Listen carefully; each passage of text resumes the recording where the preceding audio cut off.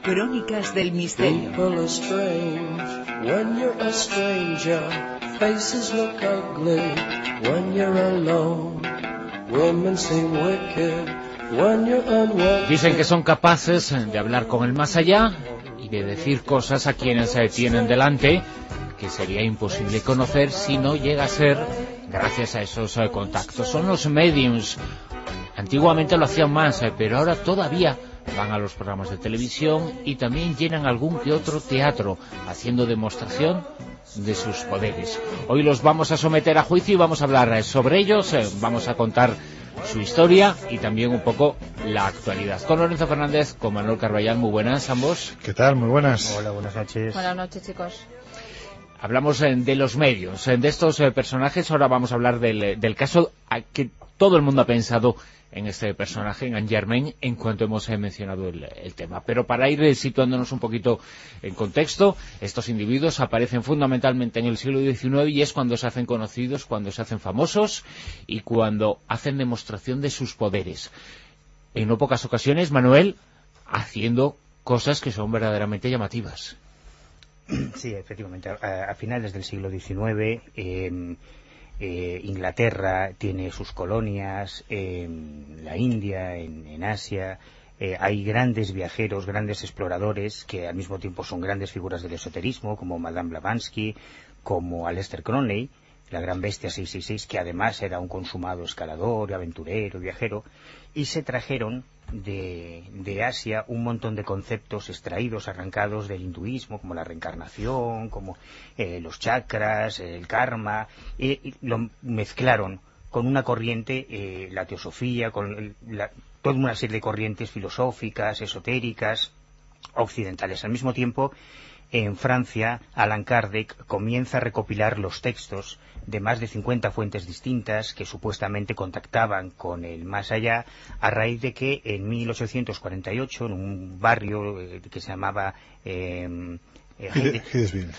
en Nueva York, las hermanas Fox comenzaran supuestamente a comunicarse por primera vez con el espíritu de alguien desencarnado. Y ahí nació esa corriente que se llama espiritismo, que unos definen como una filosofía, otros como una religión. Ellos pretenden verse como una ciencia que estudia el mundo de los espíritus, y que hubo dos ramas muy diferenciadas, la rama francesa, la rama británica en sus orígenes, y Anne-Germain en concreto pertenecería a esa rama británica que todavía hoy participa mucho de las demostraciones en espectáculos, en teatros, algo que ya hacían desde los mismos orígenes. Pero es que se empezó todo, ¿no? Porque verdaderamente tú hacías referencia al año 1847, mes de junio, es cuando empieza esto del espiritismo que tan asociado está al fenómeno de la mediunidad. Una cosa no puede ir sin la otra, ¿no?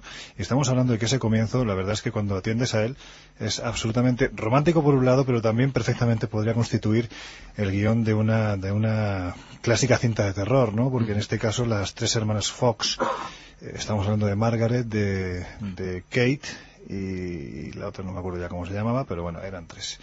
Lo cierto, Kate, Margaret y... Venga, Manuel, échame una mano. Creo que la otra era su madre, ¿eh? Creo que eran dos hermanas, no recuerdo. No recuerdo, bueno. Pues el caso es que estas empezaron a decir que en la casa, especialmente de noche, la pequeña Catalina Kate empezó a decir que de noche escuchaba una serie de golpes. De hecho, de una forma u otra es como nace el primer alfabeto espiritista, ¿no? Espírita, que era mediante golpes. Pues dos golpes era sí, un golpe era no, es decir, algo tremendamente básico, ¿no? La tiptología, nosotros usamos los raps. Y de hecho fue tan sumamente curioso esa forma de contacto con una niña que por aquel entonces no tenía más de 12 años, que incluso ella le puso un nombre a esa entidad que, como ella decía, no solo me oye sino que me ve, porque evidentemente interpretaba símbolos que ella misma hacía y que en principio no constituían esos golpes o esas señales que tenía que reconocer ese supuesto espíritu. De hecho, pues le acabó poniendo un nombre cariñoso, ¿no? El señor Pezuñas, por los golpecitos que daba. Y de hecho, poco después, este señor Pezuñas se acabó, pues desvelando su identidad, reconociendo que se trataba de un buhonero que había sido asesinado, que había sido enterrado debajo de esta casa y que de una forma u otra, este es el comienzo de toda doctrina espiritista, era demostrar su manifestación, no era ni más ni menos que para demostrar que más allá de esta vida había algo que perduraba, que era el alma, ¿no? Y en cierto modo, pues era una forma de decir, señores, hay que ir difundiendo este mensaje. Y quienes lo hacían esas demostraciones públicas, en aquella época fundamentalmente en teatros, hay imágenes muy conocidas. ¿Qué tipo de fenómenos eran los que supuestamente eran capaces de realizar y llevar a cabo delante del público. Supuestamente, tú lo has dicho. Date cuenta que desde que nace el fenómeno de las Fox en el año 47 hasta el año aproximadamente, creo que es el año 57, cuando Allan Kardec escribe pues lo que sería la parte doctrinaria de esta nueva religión, que era el Libro de los Espíritus, un auténtico compendio en el que se hablaba precisamente de sus experiencias pues con esas manifestaciones con las que él había tenido oportunidad de contactar. Date cuenta que en ese periodo de tiempo, aproximadamente 20 años, solo en Estados Unidos se llegan a contar literalmente más de 40.000 mediums que están supuestamente contactando con esas entidades desencarnadas. Y además se sabe que la gran mayoría de ellos actúan pues como actúa ahora actualmente Saint Germain, es decir, cara al público, llevaban a cabo pues sus métodos de contacto, que consistían, pues había diferentes formas, ¿no? Desde lo que era, por ejemplo, las mesas parlantes, también las mesas psicográficas, mesas parlantes venían a ser más o menos lo mismo, eran efectos muy llamativos. También, por ejemplo, la neumatografía consistía en que el medium entraba en esa suerte de trance. En ocasiones era el propio espíritu el que entraba a través de él y empezaba a comunicarse, y lo que hacían es que colgaban unos lápices, unos bolígrafos de unas cuerdas, los colocaban literalmente sobre la hoja en blanco, y a partir de ese instante, cuando empezaba el trance, aquello empezaba a escribir. Es decir, no había ni siquiera una intercesión por parte del medium, físicamente hablando, que de una forma interactuaba con el papel y el bolígrafo, como podía ser la psicografía. Es decir, y esto se hacía cara al público. Y bueno, ya no entramos en los espectáculos de masas de gente como, por ejemplo, Daniel Douglas Home, ¿no? Que se decía que incluso llegaba a levitar, que salía de las estancias absolutamente colapsadas de gente, salía a la calle volando y entraba por la otra ventana. Imagínate de lo que estamos hablando, ¿no? Había mucho de truco, de ilusionismo detrás de todo esto, pero evidentemente yo creo que si ahora mismo colocáramos una cámara en esos finales del siglo XIX, no tendría nada que envidiar a lo que se hace en este principio del siglo XXI. Si os parece, vamos a escuchar a uno de los personajes, Arthur Conan Doyle, que fue uno de los individuos, alguien muy conocido dentro del mundo de la cultura, por supuesto, pero que tuvo la valentía de acercarse a estos individuos, de acercarse al mediumismo, de acercarse a los espiritistas, y dice que llegó a vivir cosas extrañas, ¿no? Conan Doyle, todos lo conocemos por el mayor de sus éxitos literarios, que son las aventuras de Sherlock Holmes. Es un tipo, yo creo que nadie dudará de la inteligencia y de la brillantez de Sir Arthur Conan Doyle. Pese a no escribir jamás, esto es una anécdota que la gente no sabe, ¿no? Pero que jamás escribió eso de Elemental querido Watson. Cierto, efectivamente. Bueno, cualquiera de los fans de Sherlock Holmes lo sabe. Y yo me recomiendo absolutamente fan de Sherlock Holmes, del personaje de Conan Doyle, el más conocido porque escribió otras muchas cosas. Conan Doyle, Inglaterra había salido de la Primera Guerra Mundial y él fue una de las víctimas colaterales. Él perdió a un hijo en la Primera Guerra Mundial, y aquello pues fue el impulso principal para que se acercase a ese movimiento incipiente del espiritismo que prometía la posibilidad de contactar con alguien que se había ido, ¿no? Y Conan Doyle, como muchos otros intelectuales de la época, Camille Flammarion, Victor Hugo, Charles Dickens, Leon Denis, hubo muchos que se sintieron fascinados por el espiritismo. Pero Conan Doyle llegó a comprometerse mucho porque tuvo un papel muy protagonista en algunos de los episodios más deliciosos de la historia del espiritismo, como el de las hadas de Cottingley, que seguramente muchos de los oyentes conocerán. Pero si os parece, vamos a escucharlo, porque escuchar la voz de Arthur Conan Doyle es importante. El padre de Sherlock Holmes. El padre de Sherlock Holmes, nada más y nada menos, con todo lo que ha generado. Incluso ahora vamos a hablar de la televisión, pues fíjense, ¿no? Sus personajes, su idea y su concepto de el que debía buscar la verdad de las cosas, ahora también está en la televisión triunfando, fijaos. Well, there are two things that people always want to ask me. Well, one of them is how I ever came to write the Sherlock Holmes stories, and the other is about how I came to have psychic experiences and to take so much interest in that question. Evidentemente en aquella época no existían aparatos de grabación muy buenos, pero lo importante aquí es el documento. Claro, y el padre de Sherlock Holmes fue uno de los impulsores en las primeras asociaciones de científicos, con mayúsculas, que decidieron, bueno, pues agarrarse los machos e intentar investigar, utilizando el método científico, qué era esto de la mediunidad. En la inmensa mayoría de los casos pues se llevaban grandes chascos, ¿no? ¿Se pueden explicar como trucos todo lo que hacían entonces y lo que hacen otros medios ahora? Es que esta es una pregunta peligrosa. tú puedes explicar como truco cada caso que investigues si es que el sujeto utiliza trucos y tú eres lo suficientemente hábil como para descubrirlo, ¿no? Pero no se puede generalizar. ¿Son todos los políticos corruptos?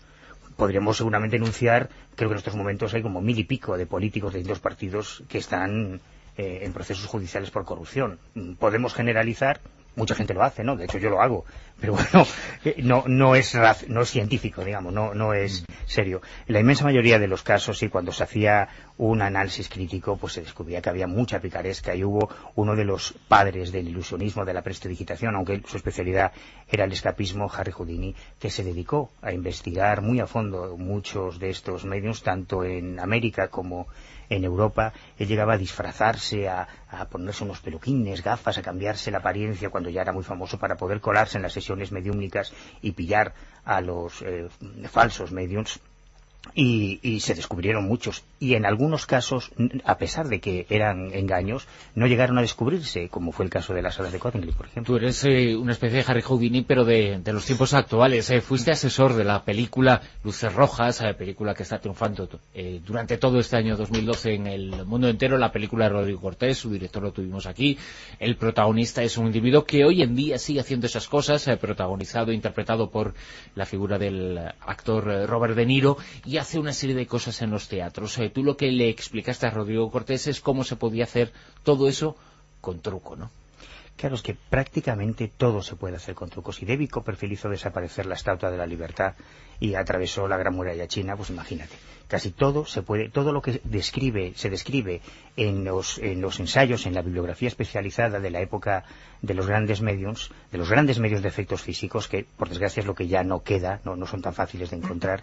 Nosotros hemos tenido la oportunidad de conocer a muchos medios, yo he tenido la oportunidad de conocer a muchos medios de distinto tipo, pero no esos grandes medios que materializaban ectoplasma, que levitaban y esas cosas que se cuentan en los libros.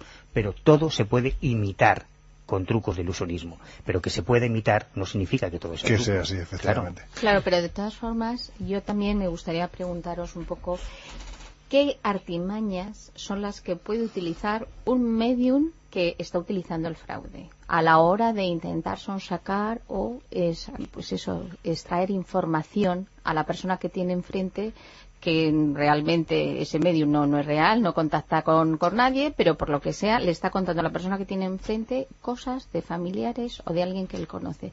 ¿Qué artimañas son las que suelen usar más habitualmente? Yo a veces he pensado que en buena medida el éxito de Conan Doyle, del personaje de Sherlock Holmes, se lo debía a su trato con los mediums, porque en los libros de Sherlock Holmes aparecen muchos ejemplos. El proceso deductivo, en base a tu forma de vestir, tu forma de moverte, de comportarte, la piel más o menos oscurecida. Hay montones de detalles en lo que se llama la comunicación no verbal que te pueden dar información de una persona. Hay trucos más toscos cuando se empieza la sesión. Si estás casado, corta con la mano derecha, si no con la izquierda. Y eso normalmente el consultante no recuerda esos pequeños detalles, y al cabo de media hora, 45 minutos, hay miles de trucos para sacar información, pero es que luego hay miles de trucos a veces sencillísimos para imitar los efectos físicos. Hay montones de técnicas, y se utilizaban casi todas en los veladores espiritistas de principios del siglo XX para provocar esos golpes de los espíritus, para mover mesas. Hay muchísimas técnicas. En la película, de hecho, aparecen en Luces Rojas. Rodrigo Cortés ilustró muchos ejemplos fascinantes. Pero eso no quiere decir que todo tenga explicación desde su punto de vista. Yo creo que eso es algo que compartimos todos, ¿no? Porque, por ejemplo, mira, me viene a la cabeza uno de los...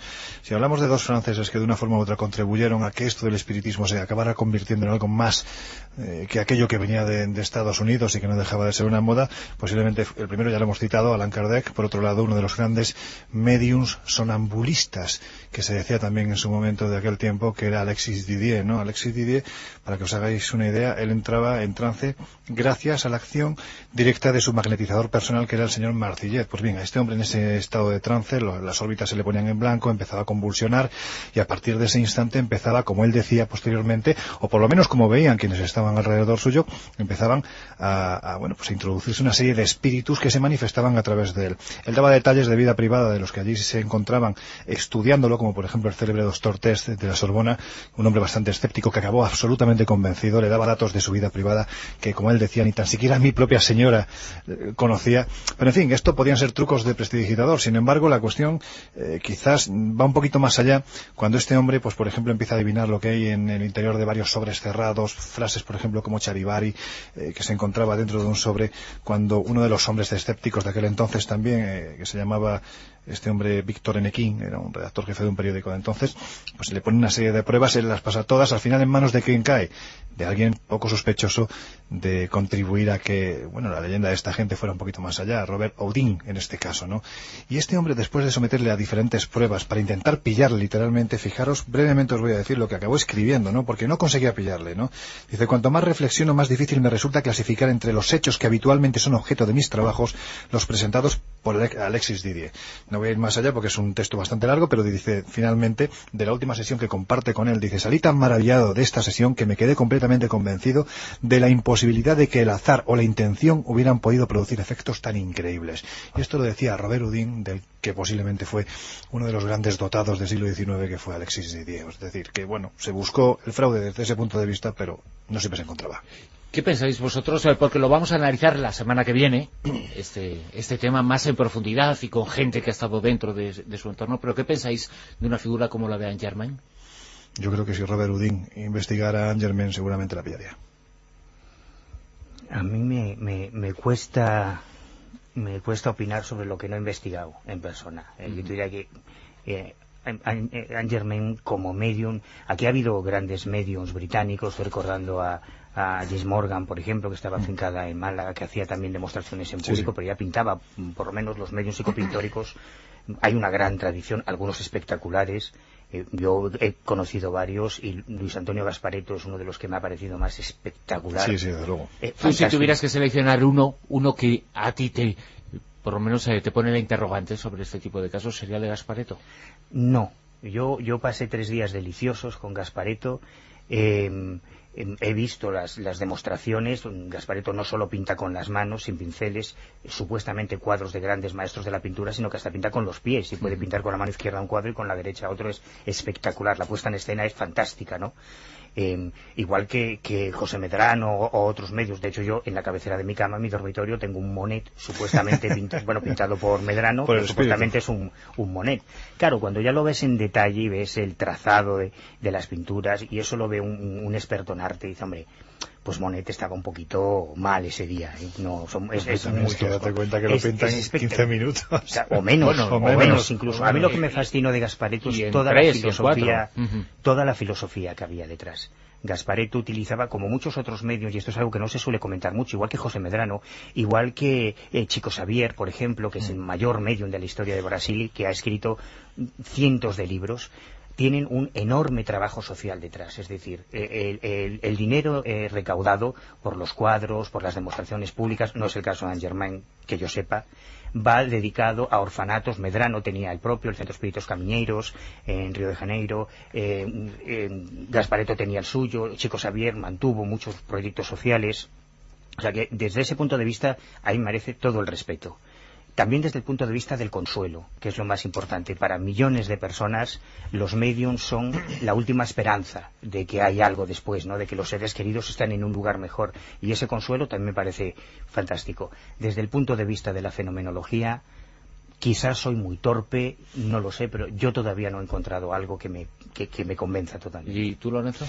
Pues hombre, no he tenido oportunidad de conocerlos, pero me hubiera encantado, ¿no? Y sí es cierto que llevándonos el tema de la mediunidad a un campo tan sumamente polémico, pero también atractivo para investigar, como es el de las curaciones de aquellos que aseguran que el espíritu de gente del pasado, por ejemplo, pues mira, si tuviera que destacar ahora mismo dos, sin lugar a dudas, dos vidas fascinantes para mí serían la de Bárbara Guerrero Pachita, que supuestamente a través de ella entraba el emperador Azteca Cuauhtémoc, y las curaciones que aseguran quienes participaron en esta sesión eran absolutamente fascinantes, y por supuesto José de Fleitas de Arigó, ¿no? Es otro de los que él decía en su momento que el espíritu de un médico alemán de la Segunda Guerra Mundial, Adolf Fritz, entraba en su cuerpo, y las curaciones que hay descritas, os aseguro, bueno, ya las conocéis, pero desde luego si alguno de nuestros oyentes no las conoce, son absolutamente sorprendentes por lo dantesco de los materiales que utilizaban: sierras oxidadas, cuchillos, en definitiva, cualquier material absolutamente, pues eso, ¿no? Lo de aséptico iba en contra de lo que allí se utilizaba, ¿no? Y sin embargo, hay descripciones de cómo extraía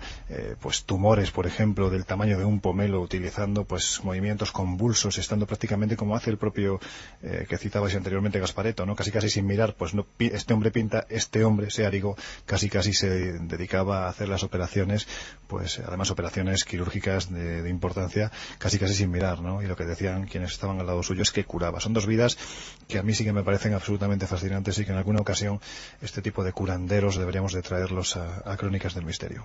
En algún caso, perdonar, de mediums que, por ejemplo, como estás diciendo, que haya sido con un espíritu, que haya sido un médico, ¿otro médico realmente ha podido certificar con documento que esa curación se ha hecho a través de No solo se ha certificado, Silvia, mira, aquí tienes esta foto en el que aparece Searigo precisamente cuando es encarcelado por práctica ilegal de medicina. El hombre tenía tanto éxito en sus curaciones que sus propios, entre comillas, compañeros, colegas de profesión, este hombre no estaba doctorado, no había pasado por una universidad, sus compañeros sí, y entonces había celos profesionales. ¿Por qué la gente acudía a este señor y no iban a las consultas? Eso hizo que durante un tiempo estuviera encarcelado. De hecho, como él debía de ser un hombre bastante irónico, dicen que cuando fue encarcelado dijo, bueno, pues el tiempo que pase aquí por lo menos descanso, ¿no? Pues no pudo ni descansar, porque incluso los propios presos, hasta incluso los funcionarios de prisiones, acudían a Searigo para que les curara.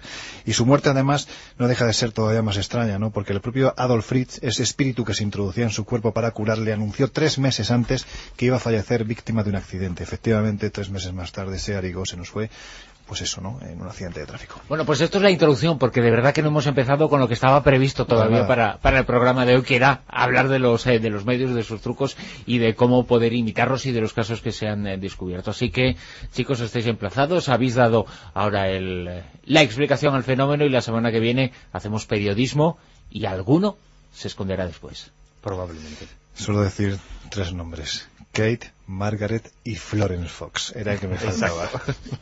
Al final, la luz siempre está ahí. Como diría Conan Doyle, my memory fish, pero en fin, intento sacar lo que puedo de ella. Bueno, People are strange, adiós. Hasta mañana. Venga, hasta luego. Hasta luego.